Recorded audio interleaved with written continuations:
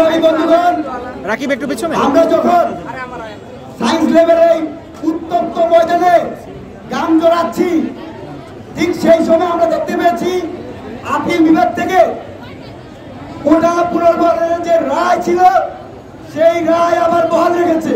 মানি না।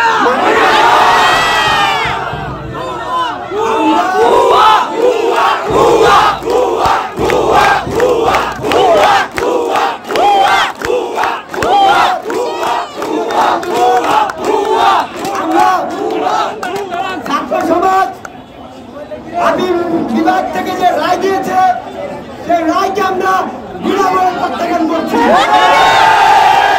আমরা বলতে চাই ছাত্র সমাজের প্রাণের একদম দাবি হচ্ছে সরকারি চাকরি সকল গ্রেডে, অর্থাৎ প্রথম, দ্বিতীয়, তৃতীয়, চতুর্থ প্রত্যেকটা জায়গায় অযৌক্তিক বৈষম্য বাতিল করতে হবে। সংবিধানের প্রতি আমরা সম্মান রেখে বলছি, সংবিধানে উল্লিখিত অনগ্রসর গোষ্ঠীর কথা বিবেচনা করে যৌক্তিক পর্যায়ে কোটা রেখে সংসদে আইন পাস করতে হবে। যতদিন না পর্যন্ত ছাত্র সমাজের একদম দাবি আদায় না হচ্ছে আমরা রাজপথ থেকে ফিরে যাব না।